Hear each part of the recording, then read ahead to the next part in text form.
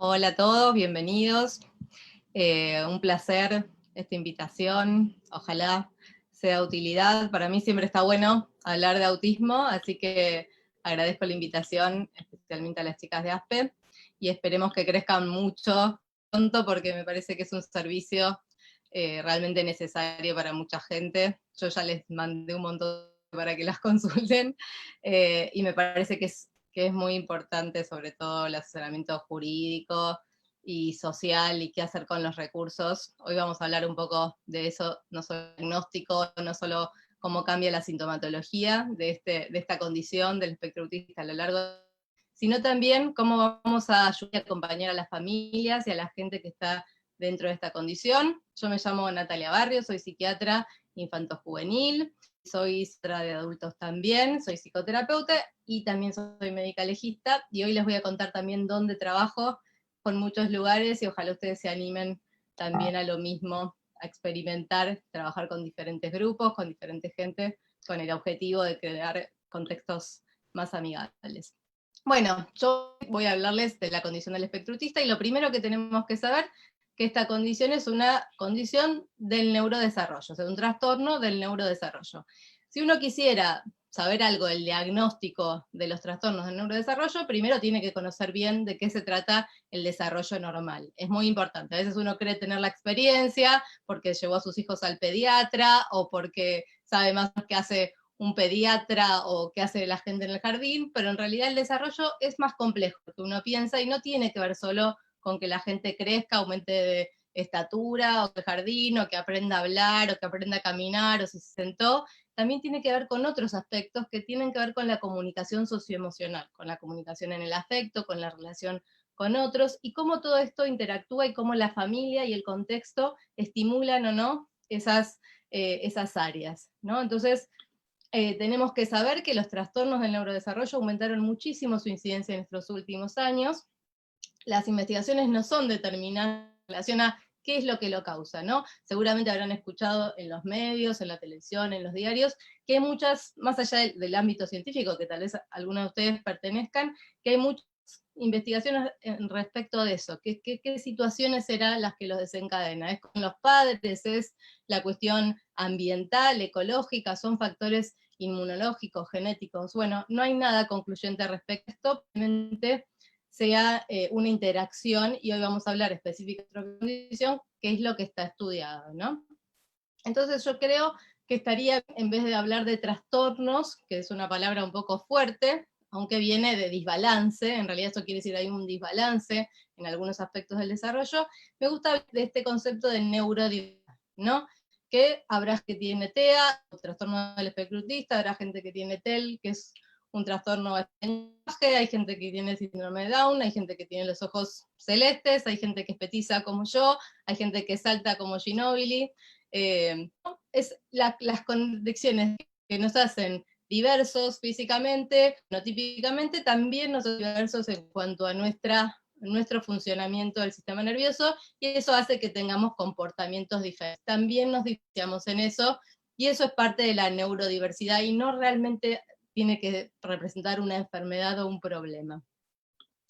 Eso puede encajar muy bien con el nuevo concepto de la discapacidad, que es como yo concibo la discapacidad y cómo la concibe la concepción, la de las personas con discapacidad, que como ustedes sabrán, hace unos años la Argentina adhiere a esa convención y tiene rasgo constitucional, o sea que todos deberíamos ir en relación a las prestaciones, los apoyos, los contextos amigables, favorables, como lo prevé la Convención de los Derechos de las Personas con Discapacidad.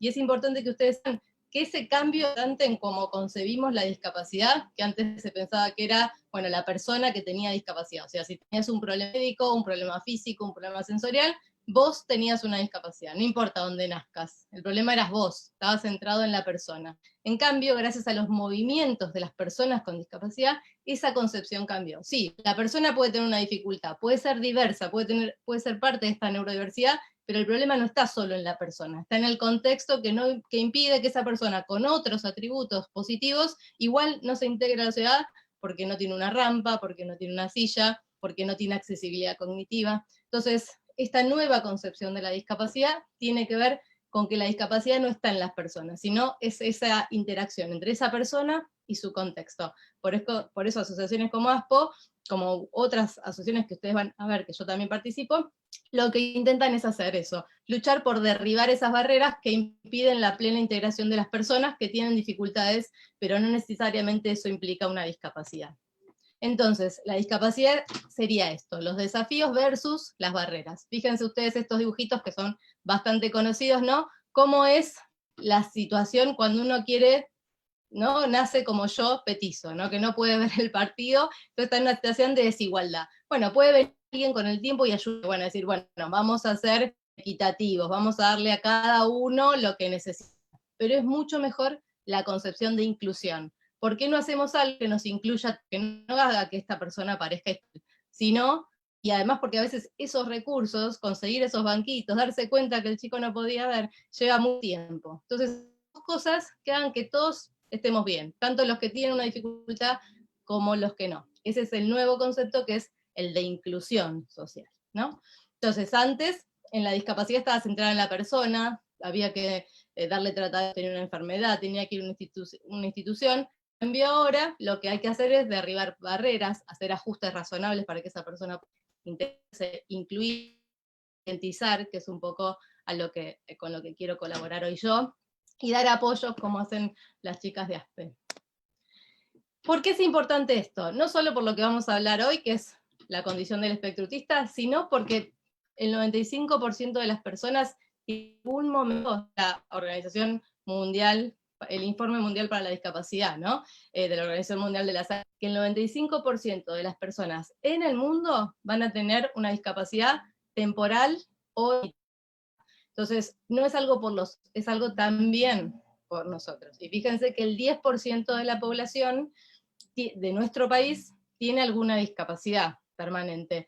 Y fíjense qué porcentaje de las personas del mundo, según el CDC, que es como el censo, la estadística que hace Estados Unidos en relación a sus estados, la incidencia de los chicos hasta los 8 años de autismo, fíjense que es 1 en cada 54. Entonces, ¿cuántas de estas personas que viven en nuestro país tendrán la condición del espectro autista, autismo, y cuántas de esas tendrán o no el acceso a lo que necesitan, y cuántas serán identificadas o no como personas con discapacidad? Bueno, eso es una duda, no es algo que podamos responder.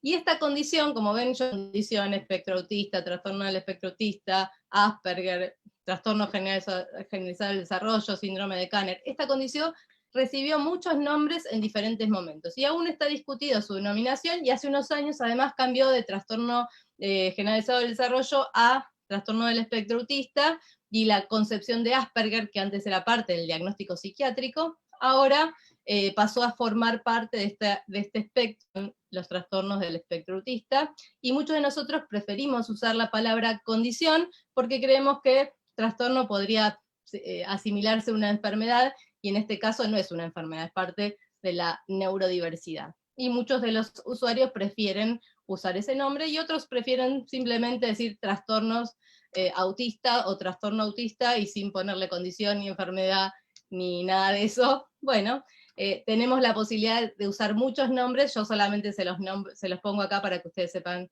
que reciben. ¿Y de qué se trata el trastorno del autista?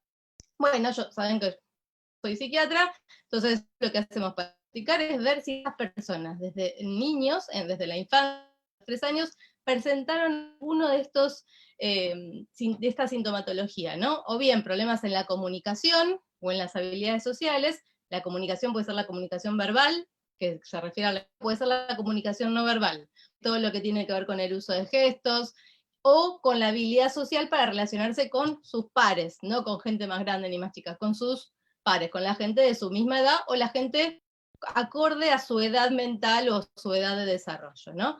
Y el otro clúster de síntomas diagnósticos tienen que ver con los intereses restringidos, repetitivos, estereotipados, o los problemas en el procesamiento sensorial, que ahora vamos a ver de qué se trata. Esto tiene que ver con lo que tienen en común, ¿no? Porque cuando uno hace una estadista, la me basa mucho en datos estadísticos. Entonces, lo que tratamos de hacer es crear diagnósticos de acuerdo a la gente, cosas común. Eso no quiere decir que esto exista realmente. Es un invento, como poder decir, las personas tienen todas estas cosas en común y van a necesitar todos estos tratamientos en común. Es como para ajustar muchos de los apoyos. Pero esto quiere decir lo que tienen en común, pero no sabemos qué cosas tienen diferentes, que son infinitas, realmente, porque lo que caracterizan los síndromes es solo lo que tienen en común y no lo que los diferencia.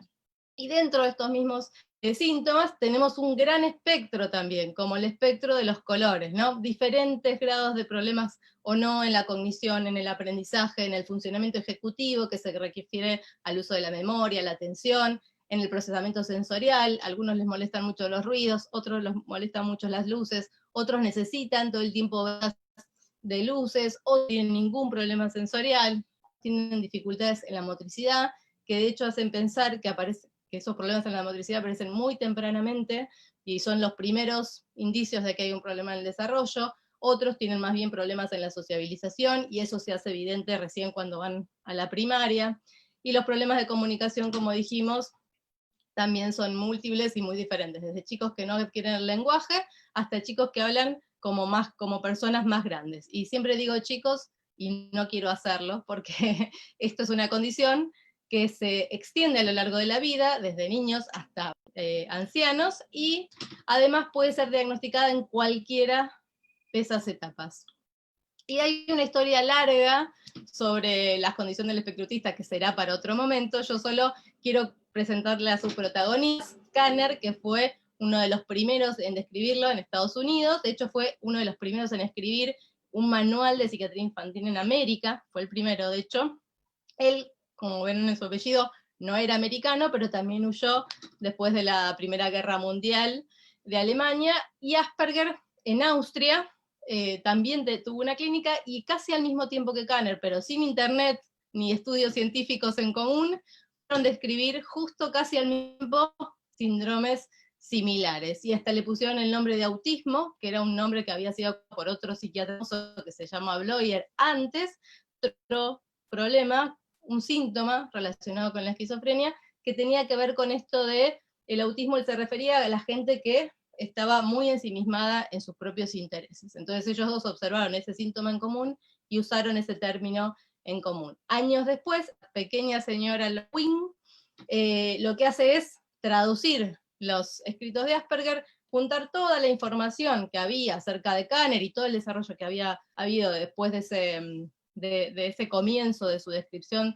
acerca de este diagnóstico, y se sistematiza eso y habla por primera vez ella en el 79-80 de trastornos del espectro autista, que recién lo usa el D5 hace unos años, en el 2013, ¿no? Entonces, ella además tiene algo muy interesante, que es la mamá de una mujer que fue diagnosticada cuando era pequeña con el síndrome de Kanner, que es el trastorno del espectro autista, pero ella era psiquiatra y tuvo acceso a ese diagnóstico porque estaba en el ambiente científico y además viajó, tuvo los recursos e hizo el diagnóstico con Kanner, pero ella se dio cuenta en ese momento que no todo el mundo estaba en sus condiciones, que en realidad muy poca gente podía acceder a un diagnóstico como había hecho ella. Entonces empezó a trabajar por crear diferentes tipos de escalas, por sistematizar los diagnósticos, y miren lo que hizo una madre, además de una excelente clínica, ¿no? Pero terminó poniéndole el nombre a lo que hoy conocemos como trastorno del espectro autista, ¿no?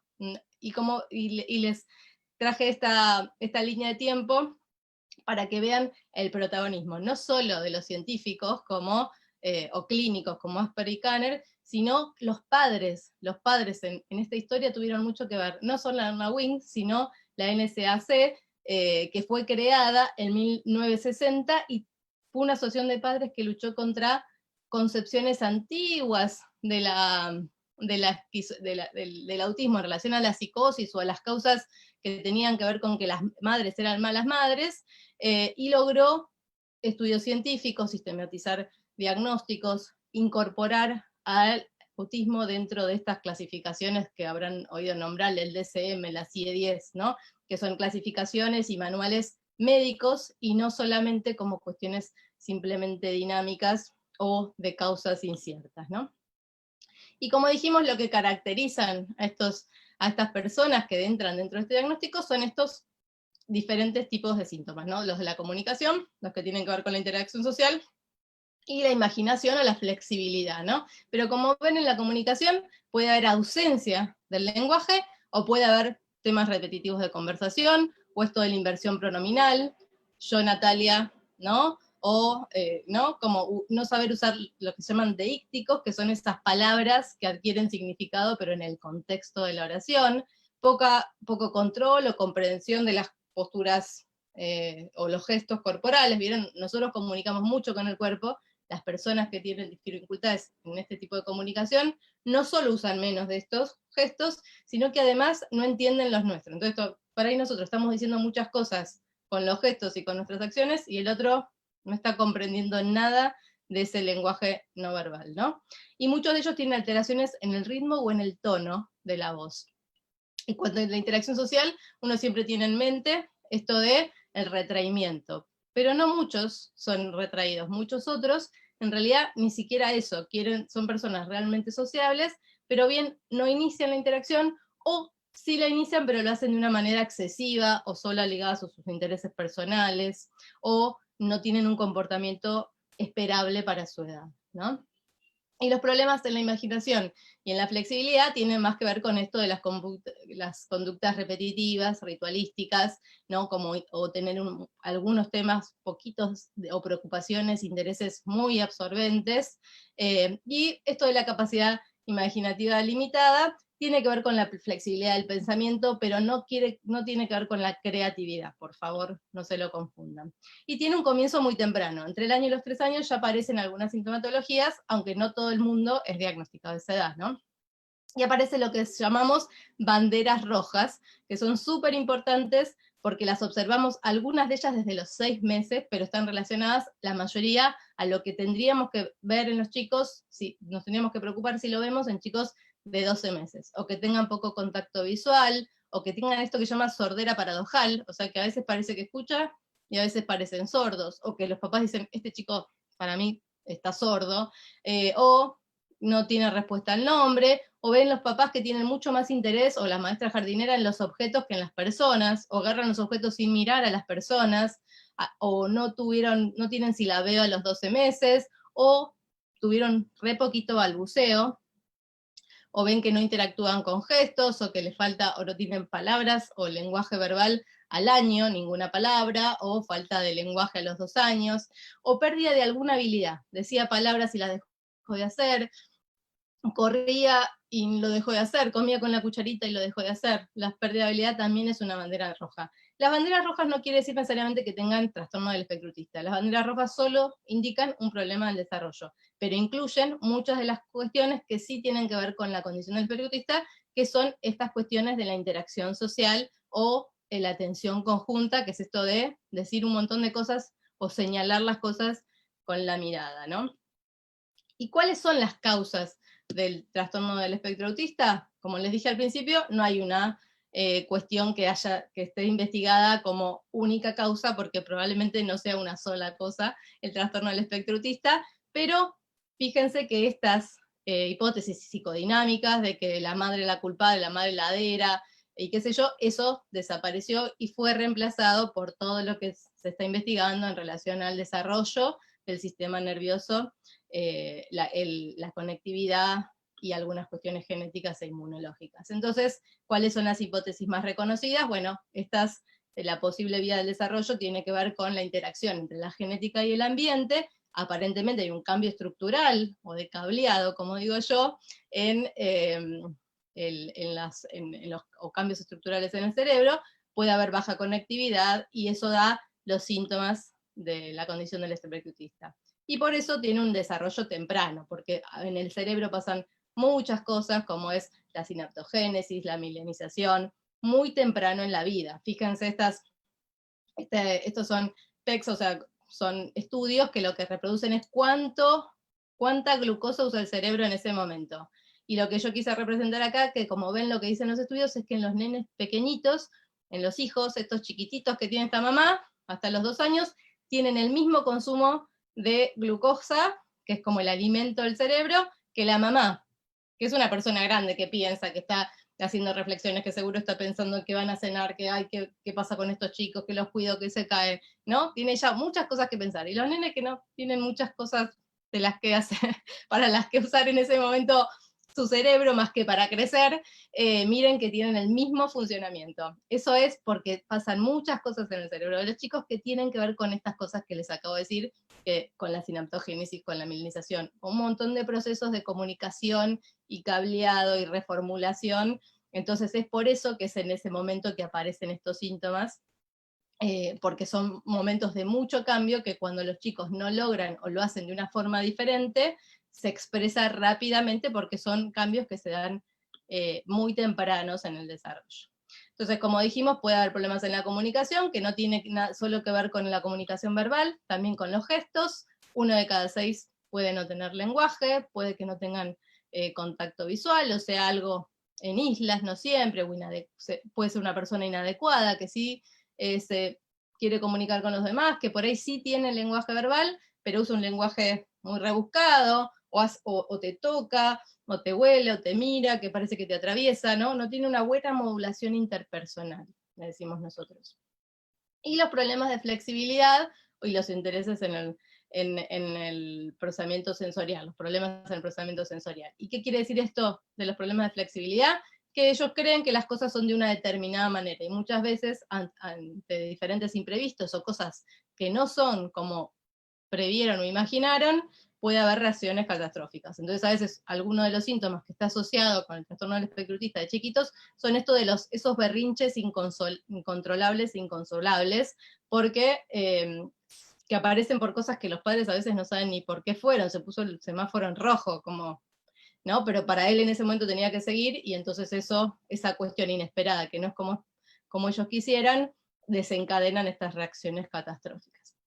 Y los movimientos repetitivos o estereotipados, que tienen mucho que ver con las manos, con el torso, con las articulaciones, que no tienen nada de malo, quiero decirles. Algunas, como las puntas de pie, o cuando fuerzan mucho las articulaciones, muchas veces los ortopedistas aconsejan o les dan algún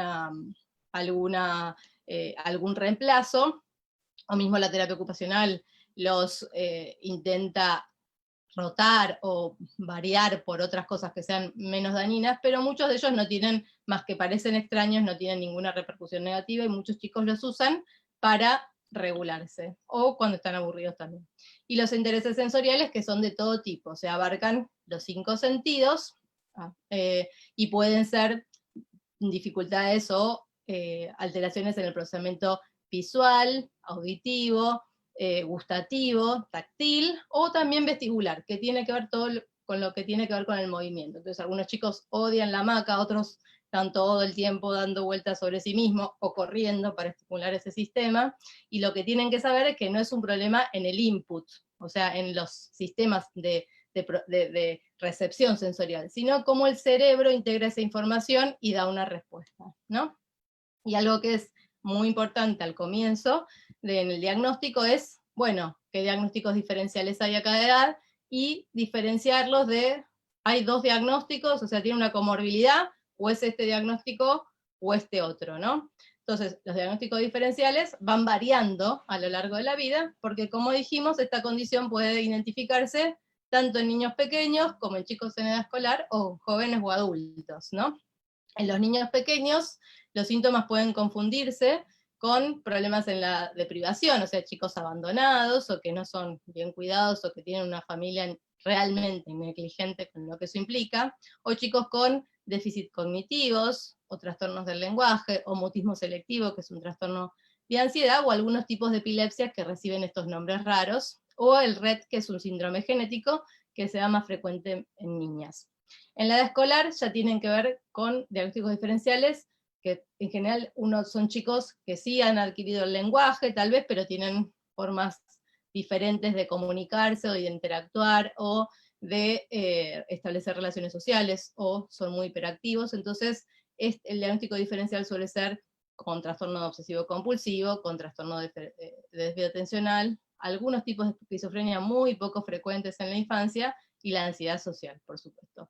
Y en adultos ya con trastornos de personalidad, trastorno obsesivo compulsivo, depresiones crónicas que son muy inhibidos, o la esquizofrenia, que es un poco más frecuente en la edad adulta. También hay que tener en cuenta que el 98% de las personas con condición del espectro autista tienen una comorbilidad a lo largo de su vida. O sea, todas estas comorbilidades que están acá son bastante frecuentes. Sobre todo la epilepsia, con 2 picos, uno en la infancia y otro en la adolescencia, y los problemas disejecutivos como el trastorno por déficit atencional, ¿no? Pero no quiero ser muy pesada con esto porque sé que muchos de ustedes probablemente no sean médicos ni psicólogos y tal vez no les interese tanto. En la juventud y en la adulta hay que tener muy, muy en cuenta todo lo que sean los trastornos del estado de ánimo. Eso se los digo porque realmente a veces son poco identificados y son preocupantes. Entonces, como dijimos, esto es una condición que se extiende a lo largo de la vida. Este señor, que acá yo recorté solo una frase, se llama Baron Cohen, y yo hoy voy a hablar mucho de él, porque lo admiro muchísimo, creo que todos en el ámbito clínico y científico lo queremos mucho, y vale la pena leer casi todas las cosas que él tiene, que además que es una persona súper generosa y casi todo lo que tiene lo tiene en castellano. Yo hoy les traje un resumen de un artículo que es de este año, y que tradujeron las chicas de Biblioteca Brincar, y está disponible en la Biblioteca Brincar, y es gratuito, y además está traducida al castellano, así que tiene todas las ventajas. Y esto es lo que dice él, ¿no? Que un enfoque en cuanto a los tratamientos que reconozca el autismo en lo que abarca, tanto en su parte de la discapacidad, o sea, de la dificultad neurobiológica, como de esas diferencias que a veces tienen que ver con un perfil de fortalezas, es la clave para poder ayudar y apoyar tanto a esas personas como a sus familias. Y fíjense que ya desde la primera frase que les pongo, no hablo solo de las personas, sino de su contexto. Y esta es una gentileza, es una filmina del doctor Cuquier, que gentilmente me la prestó porque me encanta, con su lista que dice que todavía le faltan cosas, de tratamientos actuales para la condición del espectro autista. Imagínense la cantidad de cosas, imagínense, o muchos de ustedes tal vez que están mirando esto son padres o maestros, y dicen, bueno, ¿cuál vamos a elegir de todas estas listas, no? ¿Cuál tiene evidencia, cuál no? Entonces es muy importante volver a pensar cuáles son los síntomas nucleares que aunan a esta condición, pero ¿cuál es el contexto que tiene esta persona? Para poder pensar recién ahí qué apoyos necesita. Y tener en cuenta todos los aspectos de su vida, no solo la comunicación y los intereses restringidos, sino todas las habilidades, desafíos académicos en la comunicación, en la conducta, que esa persona con esa neurobiología diferente va a enfrentar. Entonces, tal vez al principio muchos de ellos tengan problemas en la coordinación motora, no sean tan hábiles, entonces requieran cierta ayuda, por ejemplo, para vestirse, para agarrar la cucharita, para limpiarse la cola, para ir al baño, en las cuestiones de la higiene del sueño, pero a lo largo de toda su vida vamos a tener que trabajar eso. Su independencia, su posibilidad de planificar, de que aprenda a cocinar, que aprenda a vestirse, que aprenda a afeitarse, que aprenda a comprar, que aprenda a viajar solo, ¿no? A lo largo de la vida va a haber diferentes desafíos que mucha gente del neurodesarrollo aprende por sí misma, y tal vez estas personas van a estar apoyos específicos para adquirir tanto la habilidad como después generalizarlo y usarlo en la vida. O sea, no solo en el consultorio cuando va a la terapia o cuando va a la escuela, sino cuando usarlo realmente en su vida y que sea significativo. Y para eso es muy importante, yo creo que ustedes, muchos de los que ahora estarán viendo esto, habrán oído hablar del concepto de autodeterminación, que parece una cosa que suena muy linda y que es de la gente grande, que cuando vos sos grande tenés que ser autodeterminado. Y en realidad no es así. La autodeterminación es algo que se gesta y tiene que ver con la persona autodeterminada, esa persona que sabe lo que quiere y cómo lograrlo. Miren qué difícil, ¿no? Pero sobre todo es algo que la familia y el contexto propicia. ¿Por qué? Porque las personas que le cuestan las cosas, en general, tienden a que los demás le resuelvan los problemas. Y los demás que hacen, le resuelven fácil los problemas para que esa persona las haga más rápido. Pero la autodeterminación se cultiva y se gesta y se alimenta justamente dando elecciones. Entonces, por ahí, un chico que no entiende mucho no puede elegir si ir a la escuela o ir al parque, ¿no? Cosas complicadas o abstractas no, pero puede elegirse si ponerse una remera roja o una remera azul, que igual se tiene que poner la remera, ¿no? Si lavarse primero los dientes o primero lavarse las manos. Entonces, esas pequeñas elecciones hacen que uno pueda empezar a tomar pequeñas decisiones dentro de las posibilidades, pero desde muy chiquitos. Entonces es importante ese trabajo en la autodeterminación durante toda la vida. Y después van a haber diferentes desafíos, como vimos, académicos, que de chiquitos va a ser la inserción escolar, después si va o no a la secundaria, qué tipo de secundaria, y finalmente si va a ir a la universidad, si va a trabajar, si puede ir a la universidad, qué apoyos necesita, porque hoy hay apoyos también en el ámbito universitario, y muchos de nosotros trabajamos por eso. Y en cuanto a la comunicación, bueno, algunos necesitarán apoyos para poder hacerte entender, podrán usar señas si no tienen lenguaje verbal, pero otros necesitarán aprender de que a veces hay que parar de hablar y dejar hablar al otro porque tiene mucho lenguaje, pero no sabe bailar al compás de uno y uno en este ida y vuelta que es la conversación, o interesarse, o al menos preguntar al otro en lo que está interesado, igual que en la conducta, que siempre en diferentes momentos, como en la infancia, en la adolescencia, puede ser un desafío. Y obviamente durante toda la vida vamos a tener en cuenta las comorbilidades. ¿Y qué quiero decirles yo de los apoyos o de los tratamientos? Bueno, quiero mostrarles este cuadro que, como les dije, estaba en el artículo del Barón Cohen, que es el marco para el cuidado y apoyo de las personas dentro de la condición del espectro autista, que es muy interesante, y marca que para planificar un buen tratamiento o un buen plan de apoyos hay que tener en cuenta estas tres áreas: crear habilidades, minimizar las barreras y optimizar esta interacción entre la persona y el contexto. ¿Y qué quiere decir crear habilidades? Bueno, elegir en los diferentes momentos del desarrollo cosas que podamos estimular de acuerdo a su grado de desarrollo y de acuerdo a lo que ese contexto le pueda dar. No voy a decir que haga Jasper en, no sé, en La Quiaca, porque probablemente no hay nadie en La Quiaca que pueda hacer un tratamiento manualizado que fue inventado en California, en Estados Unidos, ¿no? Entonces, bueno, tenemos que adecuar lo que queremos indicar al contexto, y tal vez tampoco le sirva a esa familia, porque por ahí esa familia sí tiene habilidades en eso. Entonces, tenemos que contextualizar y hacer los apoyos de acuerdo al nivel de desarrollo. Entonces él dice que las primeras intervenciones, las intervenciones tempranas son súper importantes, pero sobre todo porque le tenemos que dar habilidades a la familia para la interacción. Que después, cuando sean más grandes, lo que tenemos que hacer es trabajar en las habilidades sociales, sobre todo lo que tiene que ver con el trabajo en el patio o en el recreo, ¿no? Que también tenemos que tener obviamente en cuenta un plan educativo individualizado, y que tal vez las intervenciones farmacológicas sean adecuadas para apoyar diferentes situaciones, o sea, que pone a las intervenciones farmacológicas dentro de los apoyos para crear habilidades en las personas dentro de esta condición. ¿Qué quiere decir minimizar barreras? Bueno, ver qué cosas están haciendo que esa persona no se desarrolle adecuadamente a pesar de sus dificultades. Lo que vimos en esto de la discapacidad, que es desafíos versus barreras, ¿no? Entonces, ¿cómo podríamos hacer para mejorarlo? Bueno, si tiene problemas en la comunicación, uso alternativo de sistemas de comunicación aumentativos alternativos. Si tiene problemas sensoriales, ver cómo podemos adecuar el ambiente. Ustedes habrán visto que este último tiempo hubo varios intentos de días para ir a comprar en el supermercado, días para ir a comprar a la juguetería, funciones amigables en los cines. Bueno, tal vez pueda haber algo intermedio donde tanto las personas que tienen esta hipersensibilidad como nosotros nos beneficiemos. Yo estoy chocha si en el supermercado no hay ruido, digamos. O sea, mucha gente tal vez podría estar mejor y no tendría que haber días especiales, ¿no? El día especial es un buen comienzo, pero después la inclusión implica que nos beneficiemos todos y que no esperemos a que esté el día especial, sino que todos podamos sentirnos bien en un ambiente común, ¿no?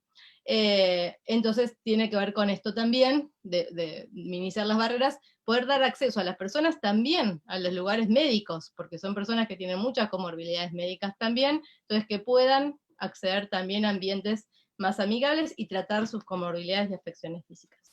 ¿Y qué quiere decir esto de optimizar el ambiente? Justamente hacer entornos más amigables, trabajar con las familias en la concientización, trabajar con los gobiernos en hacer leyes para que esto sea posible.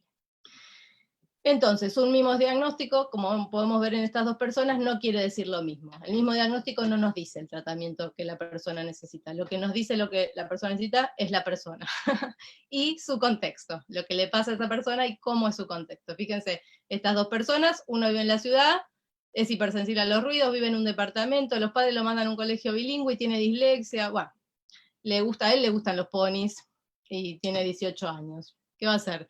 Entonces esa persona seguramente tiene más dificultades en su medio. Pero mire este otro, que es el mismo chico, o sea, un chico de 18 años, pero en un contexto diferente, un ámbito rural, le gustan los animales, no es bueno en matemáticas, pero tampoco eso que le gusta tiene que ver con la matemática.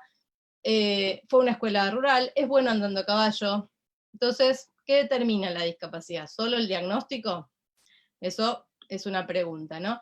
Y esto es cómo nos dice Baron Cohen que tendríamos que trabajar, ¿no? No solo con la persona con TEA, su contexto, su familia, sino todos nosotros, junto con el gobierno, la educación y todos los recursos sociales, legales, que puedan acompañar a esta persona a lo largo de la vida. Entonces los tratamientos tienen que ser personalizados, tienen que contextualizar y tienen que empoderar tanto a las personas como a sus familias. Y no podemos olvidar, cuando planificamos un objetivo, estas tres cosas, que tiene que ser contextualizado a objetivos de esa persona en particular y que tienen que darle habilidades a las familias para que maneje herramientas, tanto para que pueda sobrevivir en el ámbito educativo, como estructurar su entorno, como que lo pueda generalizar, o sea, que eso que le vamos a dar como tratamiento, como aprendizaje, pueda llevarlo a su vida real, a su vida en familia, a su vida social. Tratamientos hay, como dijimos, un montón. Podemos hablar de tratamientos conductuales, relacionales, de rehabilitación, apoyos naturales, o sea, en el entorno, APND, que eso es todo de la maestra integradora, la T o el acompañante terapéutico, intervenciones mediadas por pares, por padres. Miren todas las intervenciones mediadas por padres, que yo las amo, desde cosas como estas, o sea, esto se llama apoyo a padres, que son charlas psicoeducativas, donde los padres se informan acerca de qué es la condición del espectro autista, los maestros, el contexto, como intervenciones realmente mediadas por padres, que son llevadas a cabo por ellos solos o con el acompañamiento, o son parte de un tratamiento donde una parte lo hace el terapeuta y otra parte la generaliza el padre. Muchos de estos síntomas, de estos tratamientos mediados por padres en épocas tempranas de la vida de los niños, hacen que las familias tengan mucho acceso. Yo hoy les voy a contar que participo en el programa TEM y en el CST, que son intervenciones mediadas por padres, o sea, uno lo que hace es darle habilidades a los padres para que los padres vayan y me enseñen a los chicos. O sea, se llaman intervenciones indirectas, porque uno habilita al padre para que el padre pueda mejorar algunas de las conductas o habilidades de sus hijos o potenciarlas, ¿no? Entonces esto que planteaba Baron Cohen de generar habilidades pueden ser mediante intervenciones tempranas. Yo creo que tengan este nombre que es muy científico, NDVI, que son intervenciones conductuales naturalísticas del desarrollo, porque hay todo un desarrollo nuevo relacionado con estas características. Como dijimos, las intervenciones en las habilidades sociales o en la cognición social, y las intervenciones farmacológicas, que lo que tenemos que saber es que hasta el momento no hay ninguna intervención farmacológica que vaya a los síntomas nucleares del autismo. O sea que la medicación no es para el autismo. La medicación que tenemos es para las comorbilidades o para algunos problemas de conducta o alguna sintomatología, pero no específicamente de autismo, sino de ajustes como un apoyo más. Pero no hay nada aprobado para el autismo específicamente. Dentro de derribar barreras, obviamente tenemos todo esto de mejor acceso a la comunicación, mejorar la conducta y el procesamiento sensorial, y no se olviden de identificar y de tratar las comorbilidades, tanto lo que tiene que ver con los problemas en el aprendizaje, en la atención, como las condiciones médicas, que recordemos que estas personas tienen un montón de cosas que no comprenden, no se pueden comunicar, a veces no sienten bien su cuerpo, entonces identifican poco sus síntomas médicos.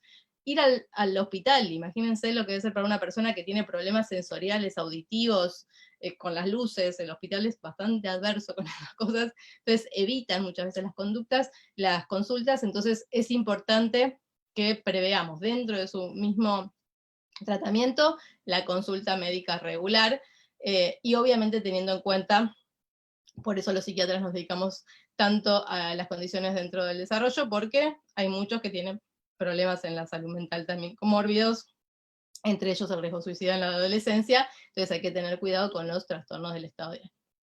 Y la conducta, que siempre un tema recurrente de consulta, tanto de las escuelas como de los papás, tenemos que saber que en el caso de la condición del espectro autista tiene muchas causas. No es solo que se porta mal, o que es un chico vago, o que no se comunica bien. A veces tienen que ver con problemas sensoriales, o con temas de flexibilidad cognitiva, o que no comprende las reglas realmente sociales, o que no puede expresar lo que siente. Entonces tenemos que saber leer bien qué es lo que está pasando, ¿no? Yo acá les traigo el modelo de ABD, pero hay varios modelos para interpretar la conducta. Y siempre tener en cuenta que los que más padecen estos problemas de conducta son los padres. Entonces, los padres puede que tengan mucho estrés y puede que también necesiten otros apoyos, no solo terapéuticos, sino también de fármacos que los ayuden a superar a los niños estos síntomas, a los niños, adolescentes y adultos, ¿no? Y todo esto que nos involucra a todos como comunidad, que es mejorar el entorno. Obviamente mejorar el entorno puede ser el entorno escolar, a través de estos métodos TEACH, que es la organización del ambiente, que el ambiente dé pautas y mensajes claros, usar pictogramas para señalizar, para que los chicos que no tengan vocabulario, que no entiendan ideas abstractas, puedan manejarse más solos, o para que la gente pueda acceder, por ejemplo, a la salud, poder poner pictogramas para señalizar y para advertir y anticipar procedimientos médicos, por ejemplo, pero también tiene que ver con el cuidado de las familias, porque el entorno de estas personas, como que todas las personas que tienen alguna discapacidad, suele ser mucho la familia, ¿no? Y también el ambiente escolar, ¿no? ¿Qué vamos a hacer con esa escuela? ¿Cómo vamos a acompañar a la escuela? ¿Cómo va a ser la transición hacia la vida adulta? Si a todos nos cuesta crecer, a las personas que tienen menos capacidad de planificar su futuro,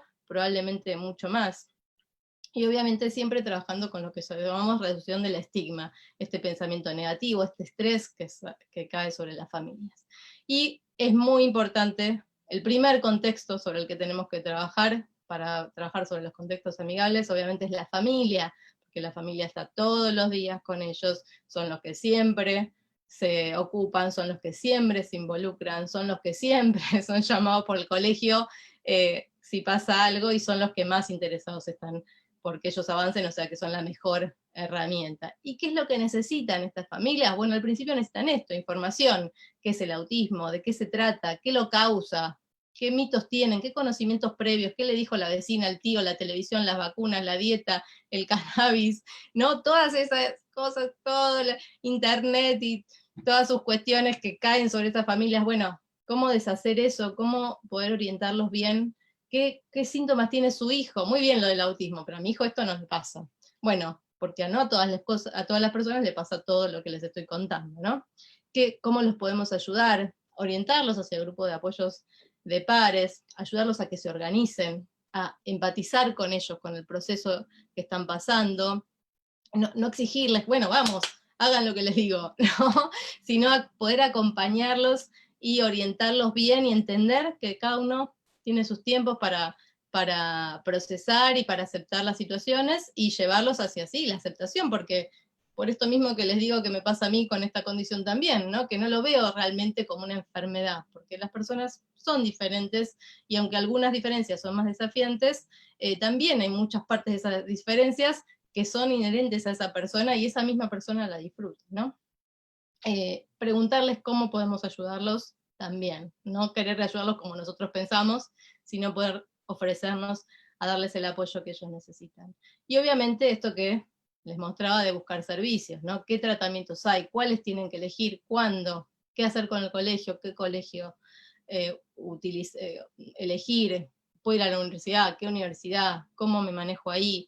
¿Qué secundarios? Bueno, en diferentes etapas va a haber diferentes cambios, no solo que implican al niño, sino también a la familia, al contexto laboral o educativo, ¿no?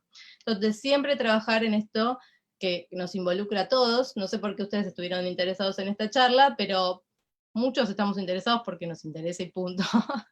y todos somos parte de este cambio, aunque no seamos maestros, aunque no seamos terapeutas, porque se trata justamente de incluir y de trabajar en esto de los contextos amigables, en el colegio, en la universidad, en el ámbito laboral, en el club, en las actividades de ocio, en el esparcimiento, en los supermercados, como decíamos recién, en la peluquería, en el acceso a la salud, en la realización de trámites, en cómo trata la policía a estas personas que tienen problemas en la comunicación, en los transportes, cómo hacen estas personas para manejarse un aeropuerto con toda la hipersensibilidad.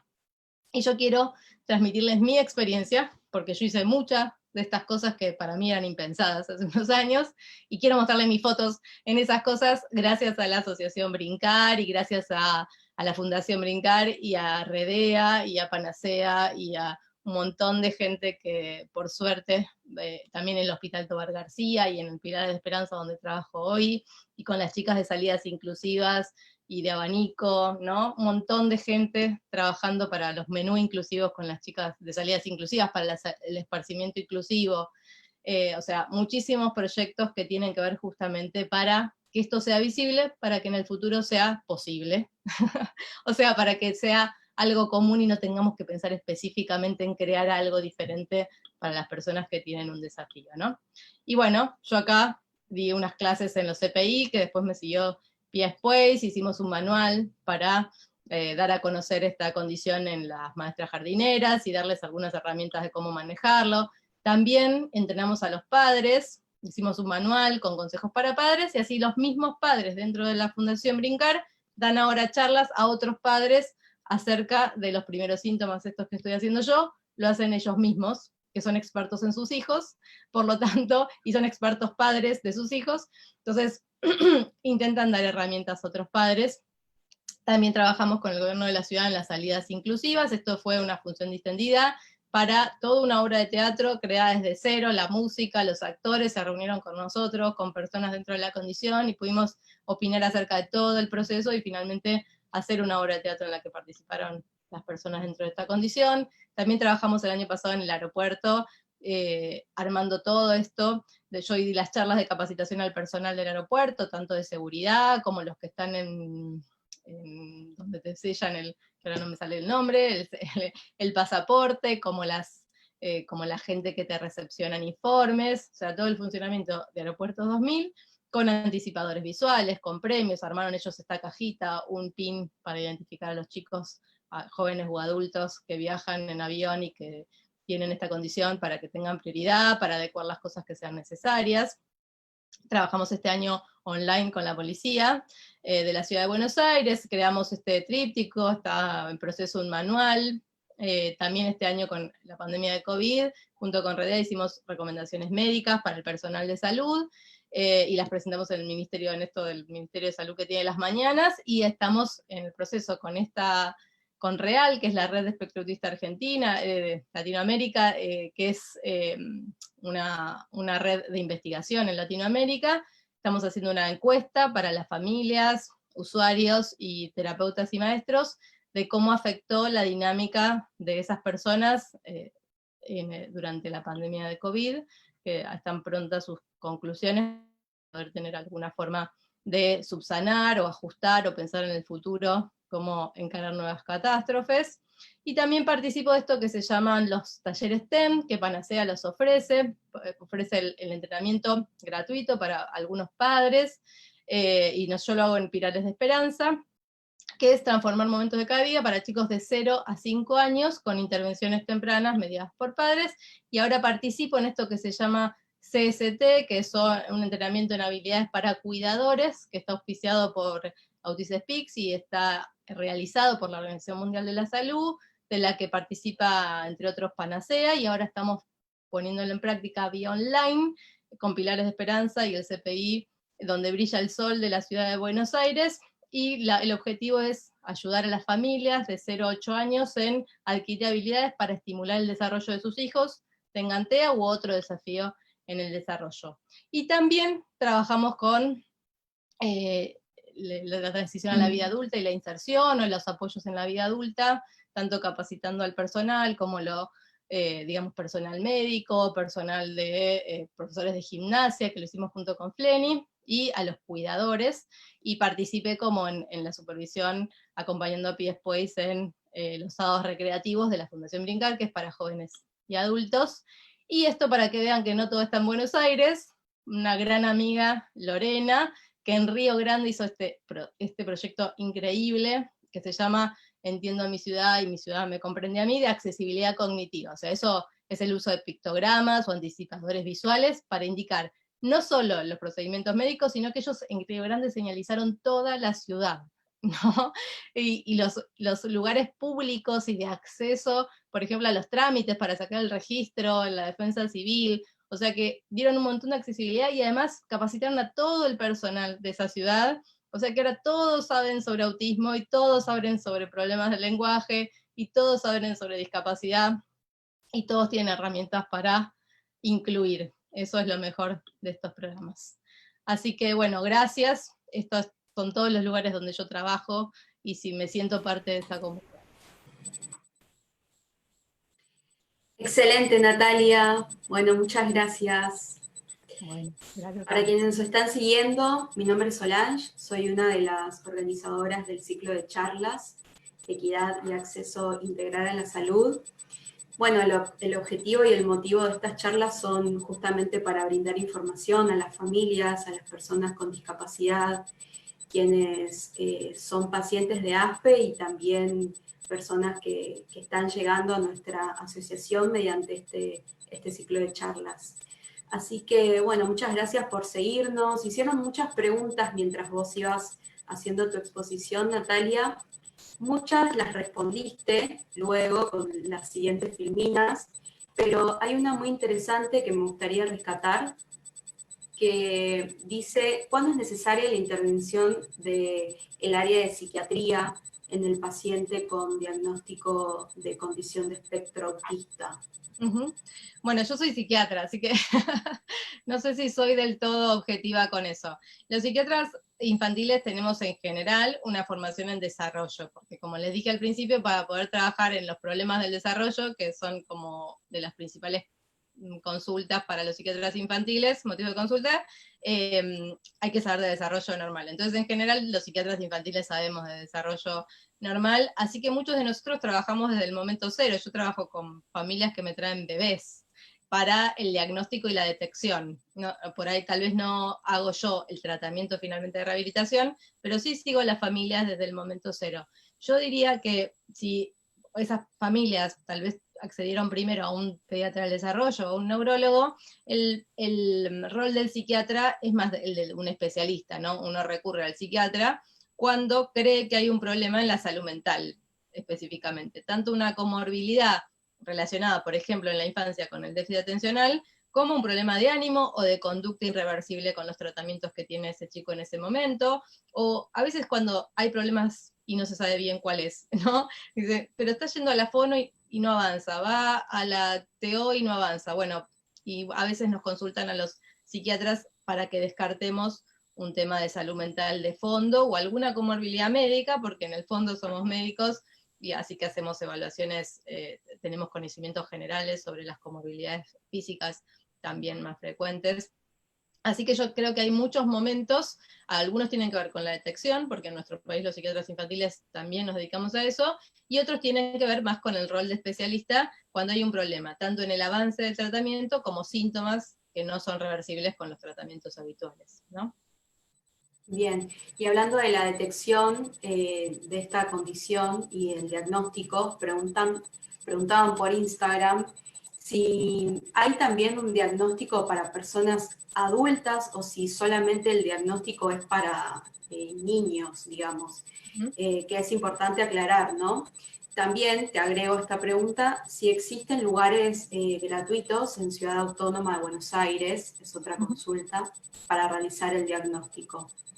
Sí, yo hago diagnóstico de adultos también, o sea, los diagnósticos son a lo largo de toda la vida.